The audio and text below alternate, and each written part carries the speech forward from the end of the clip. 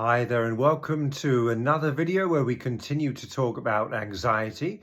So in the previous video, I introduced you to the framework for interrupting a stress response in the moment. And I took you through the different elements of that framework, where first of all, you repeat that sentence to yourself, reminding yourself that this is your brain protecting you. Then you relax the body and you do the physiological sigh. You breathe in a way that helps you to calm down. Then you imagine yourself in a safe place and activate that safe place by bringing it to life through all your senses. And then and only then can you begin to engage in rational thinking, because your rational brain has returned.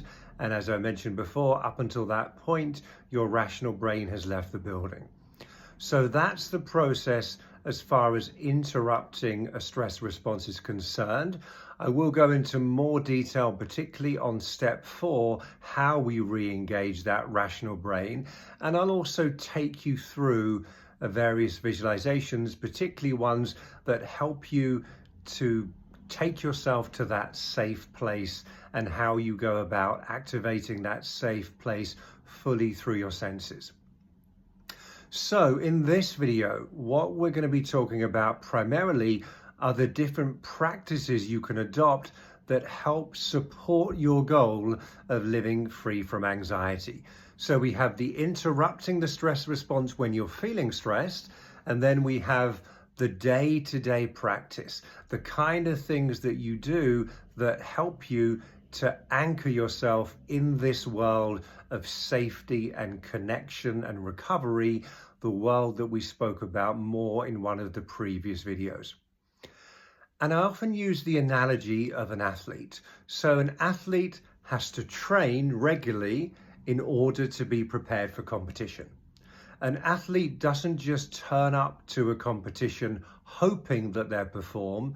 They've put in many hours of training, week in, week out, to make sure they are as fully prepared as they can be for that competition. It's the same principle with you for anxiety. You need to put the training in so that when anxiety strikes, you're prepared. That framework that I introduced you to in the previous video will be much more effective if you have the practices and habits instilled into your life, the ones that help you to feel calmer, more relaxed, and anchor you in that world of rest and healing. So what I'm going to do today is explore some of the different techniques and interventions and principles that are out there. Let's deal with the most common ones, the ones that are the most effective for when it comes to dealing with anxiety, managing anxiety, and doing that training. It's the same as going to the gym, isn't it? If you go to the gym just once a week, once every couple of weeks, you're not going to condition your body very much. It's the same with your mind. You need a mental conditioning program. I often refer to it as a mental fitness program. If you're mentally fit, you're going to be more resilient. You're going to be able to cope with anxiety when it does strike, so it doesn't hijack you, it doesn't take you over. You feel that you're more able to deal with the challenges, and you're more able to calm your mind and regulate your body. So the first one I'm going to introduce then is something called progressive muscular relaxation, PMR for short. So progressive muscular relaxation is a really good way of tuning you into your body, first of all. Now, one of the things I mentioned that's very important is that you can't think yourself out of anxiety. There's a time to go to your mind and engage in more logical, rational thinking. There's a time to recognize there's multiple ways that we can interpret any given situation. But that time is not now. It's certainly not the first thing that you do. You need to be able to calm the body first of all, and then the mind will follow. So some of the principles, some of the techniques and training, if you like, that you do should be focused primarily about getting you used to being in your body, being more aware of your body, being able to tune into your body, being able to relax your body, and to notice when you're holding tension and when you're feeling more relaxed. And that's where PMR comes in. So the process of PMR, You are going through different parts of your body, starting with your feet and your toes, and you're tensing your feet and your toes as hard as you can for 5 seconds, and then completely relax. And then pause for a few seconds and notice whatever it is you notice. Just pause for a few seconds. You may notice certain sensations in that part of your body. You may even notice thoughts. You may notice something else. You may not notice much at all. But pause for a few seconds and notice whatever you notice. Then you move on to your calves. Then you move on to your upper legs. Then you move on to your glutes, your buttocks. Then you move on to your abdominal and core muscles. Then you move up to your shoulders, shrugging them as high as you can, then completely relax. Then hands and arms, clench your fists, tense your arms, upper arms and lower arms as hard as you can, 5 seconds, then completely relax. Then you move up to your jaw, clench your jaw as hard as you can, and then completely relax. And when you do, allow your mouth to be open so that you can really relax the jaw. Then the face. Don't worry about how you look on this one. Scrunch up your muscles in your face as tightly as you can for 5 seconds, and then completely relax. Okay, so that's what it looks like. Takes a few minutes to go through that process. Let's talk about what happens when you do. Well, firstly and most importantly, it takes your attention away from your mind and tunes you into your body. Attention is the most important thing. Attention is everything. And the skill of being able to direct your attention away from your mind and to your body is a very important skill. So first of all, your attention is brought to your body. You become more aware of your body. Part of dealing with and managing anxiety is befriending your body. For a lot of people, particularly if you get physical symptoms or panic attacks especially, you begin to learn that your body is a source of danger, a source of discomfort. But your body can also be a source of comfort as well, can't it? But a lot of people, if you're suffering with anxiety chronically, and maybe that's you, you need to begin to learn to feel a sense of calm in your body, a sense of ease in your body, and a sense of safety in your body. So that's the first thing. It tunes you to your body. The second thing is it teaches you to notice the difference between when your body or a certain part of your body is tense and when it's relaxed. A lot of people don't even know the difference.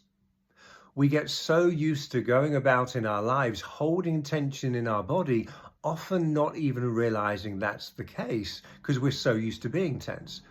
But when you tense as hard as you can and then you relax, you really notice the felt sense, the difference between when you're holding tension and when you're feeling relaxed.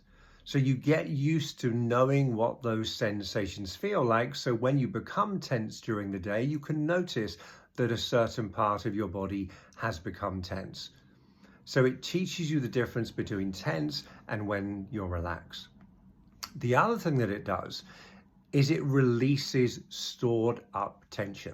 That's another great thing about this particular technique, is there's always a sense of relief and release. So when you tense a muscle as hard as you can and then relax, you notice the difference between tension and relax is quite noticeable, quite profound for some people. So you'll notice a sense of relief and release as you let go and you relax that muscle. And that may be tension that's been stored up during the day, or it may be tension that's been stored up for some time, going way back. So you get a release every single time. It tunes you into your body. You get to notice the difference between tense and relaxed, and there's always a release every time you let go as well. Now, ideally, you can go through the whole process, going through the different body parts in the way that I described, although you can do a shorter version if you don't have the time or motivation to do the full routine. You can tense up as many muscles as you can in your body all at the same time for 10 seconds and then completely relax. And when you do, imagine your body floppy and loose like a rag doll. And it's probably a good idea to do that 3 times. So tense as hard as you can, 10 seconds, then relax. Pause for a few seconds, notice any sensations that come up for you, and then repeat that 2 more times. That's a really useful thing to do. Now, you can do the whole body tension and release during the day as well. You can do that while you're out and about because it doesn't take you very long to do that. But even better, if you can put a bit of time aside each day, 5-10 minutes aside, where you're working on your mental health, you're working on your mental fitness, and you are practicing these techniques that are going to help you to manage anxiety. It's a good idea to put a bit of time aside. It always amazes me how much time people spend working on their bodies in the gym, well, some people anyway, and how little time we spend actually working on our minds and our bodies and managing our mental health and our mental fitness. So do your best, ideally, to put 5 minutes aside to practice the skill of PMR, and it will teach you to be able to relax your body so that when you apply step 2 of the framework that I spoke about in the previous video, where you breathe and relax your body, you're much better at relaxing your body because you've practiced the PMR. It's very difficult to relax your body unless you've practiced doing that. You need to train to relax your body, and this is the perfect training, PMR. The next technique I'm going to introduce you to is again a bodily technique. This technique is called contact points. Now, once again, this is about attention, directing your attention to your body once again, although this time what you're doing is you're directing your attention to the contact point between your body and different surfaces. So first of all, we're talking about the floor. So direct your attention to the contact point between your feet and the floor, and just hold your attention there for a few seconds. Notice whatever sensations you notice. Notice the feeling of solidness from the floor. Notice perhaps the feeling of being balanced and grounded by the floor. And just hold your attention there for a few seconds. And if your attention does get pulled away, which inevitably it will, then you just bring your attention back without judgment, without frustration, without interpretation. Just bring your attention gently back to your feet again. Notice the sensations. And then you move up your body. If you're lying on the bed or if you're sitting in a chair, as I am now, you might notice next the contact point between your bottom and the chair and your legs and the chair. And again, pause, direct your attention to the contact point and become curious about the sensations that you discover there. You might notice sensations of softness. You might notice warm sensations. You might even notice tingling sensations. Just hold your attention there for about 10 to 12 seconds, something like that. And then you can go to the back. And again, as I'm sitting on a chair here now, the contact point between my back and the chair. Now, if I do that now, what I notice is more of a felt sense of support. So the contact point between my back and the chair compared to my bottom and legs and the chair, it's more of a firm sensation. I can feel the chair holding and supporting my back. And again, I can feel sensations of warmth and sensations of softness as well. So that's contact points. Once again, and as is the case, in fact, with all these different strategies, it's about training your attention. Every time you do these exercises, any of them, you are directing your attention to a specific area. And in doing so, you are developing the skill of focused attention. One of the most important skills in life is the ability to hold and direct your attention. It's not what happens to you in your life that's important. It's what you pay attention to in relation to what happens to you. Now, anxiety, as you know, hijacks your attention. It feels so important because the thoughts are so loud and your body is so tense that it demands your attention. There's a sense of urgency about the whole experience, isn't there? But with practice and training, you can learn to redirect your attention. So essentially what we're doing with all of these skills is building that skill of focused attention. Contact points, again, is another really helpful way to direct your attention away from your mind to your body, but also it helps you to, once again, notice pleasant sensations. Whatever you focus on in life becomes stronger. So if you hold your attention on those sensations of warmth, of softness, those tingling sensations, if you hold your attention there for just a few seconds, you'll find those sensations grow, they become stronger. So that's contact points. Let's talk about meditation next, shall we? So meditation has received a lot of support, hasn't it? Now, the most important thing about meditation, first and foremost, is it's not a relaxation technique.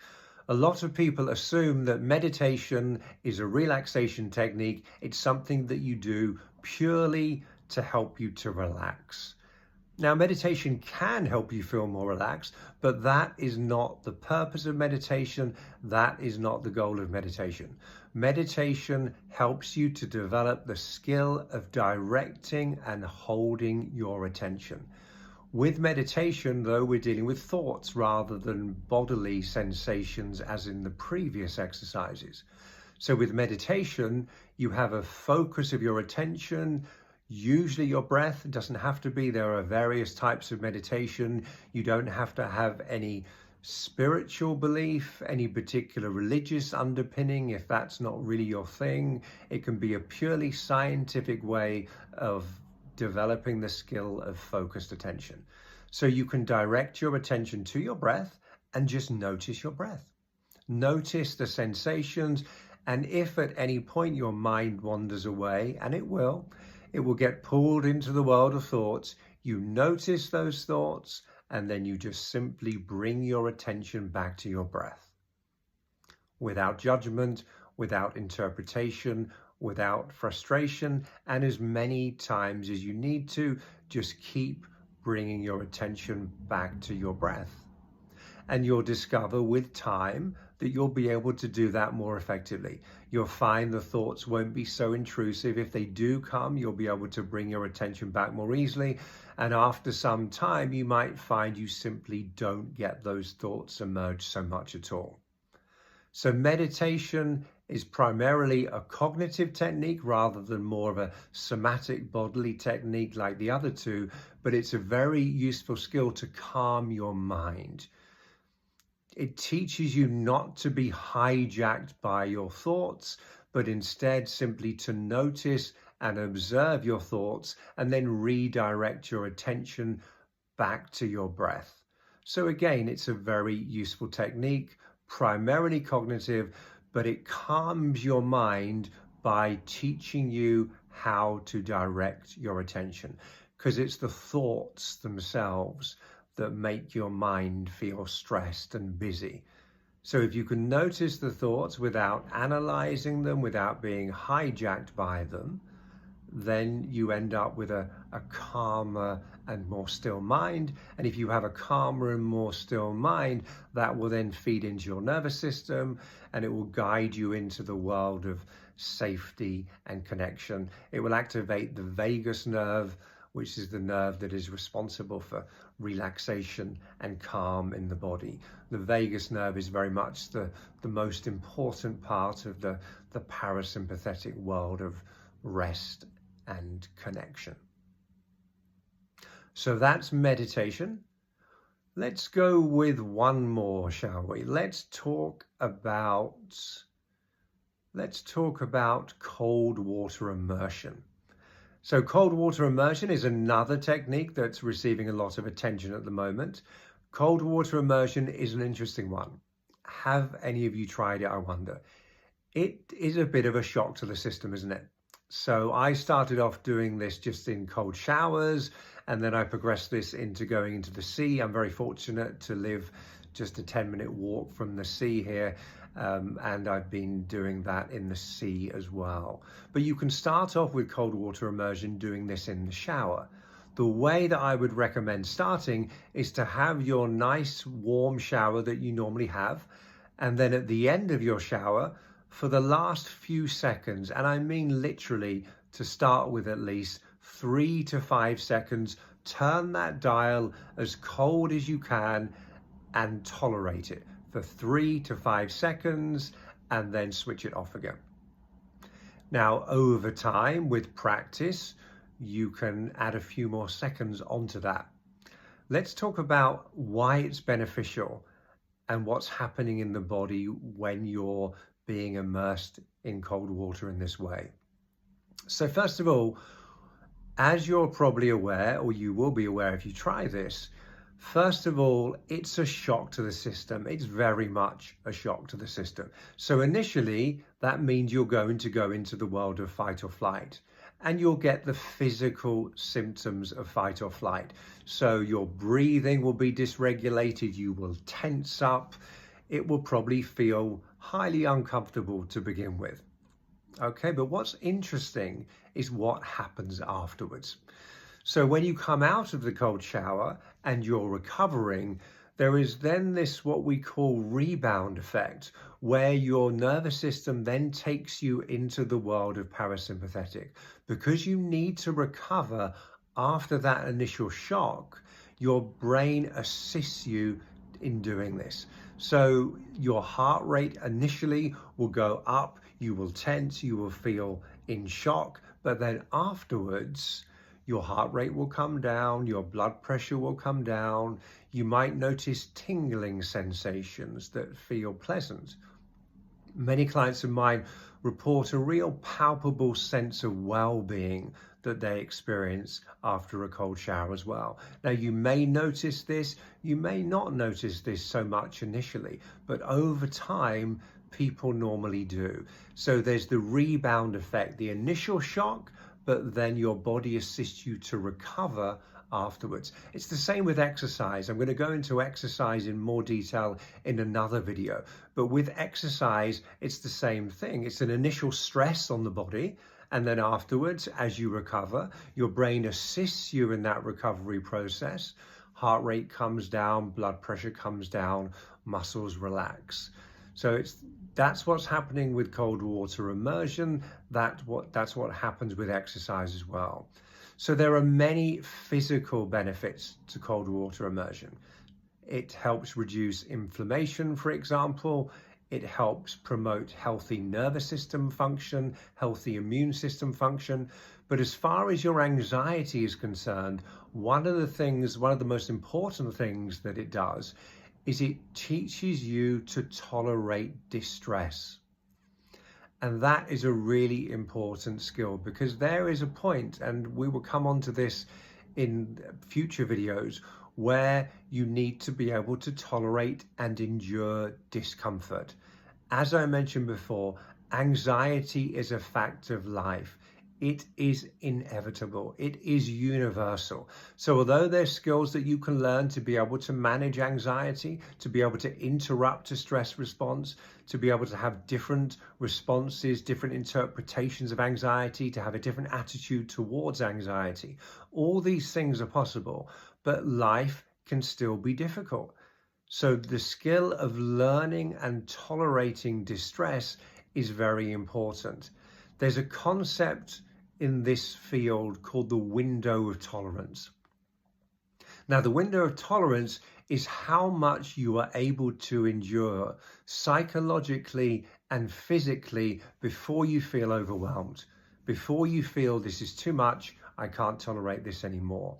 Now, what anxiety does, chronic anxiety in particular, is it narrows that window of tolerance. And once your window of tolerance has become narrowed, it takes much less for you to feel overwhelmed and feel that you just can't cope with this, and you're more likely to feel powerless, helpless, and feel like you have no control. So through all these exercises, you are broadening your window of tolerance. So those are just some of the examples. Some of the examples: meditation, PMR, contact points, cold water immersion. We will talk about exercise in a future video as well, but this just gives you some of the ideas. Now, there is no best exercise. The best one is the one that you feel is the best fit for you and that you're more likely to be able to motivate yourself to do regularly. So choose exercises, strategies, and techniques that you feel are the best fit for you. You feel you're able to motivate yourself to do them regularly, because that's the thing. It's doing these things regularly. Building your own 5-minute routine where you are practicing a number of these different strategies. But those are the ones that I'm dealing with today. In the next video, we will talk about exercise and talk about other things that you can do as well during your daily routine that help you to be able to keep anxiety at bay and to check in with both your mind and your body so that you make sure that you're on a healthy path.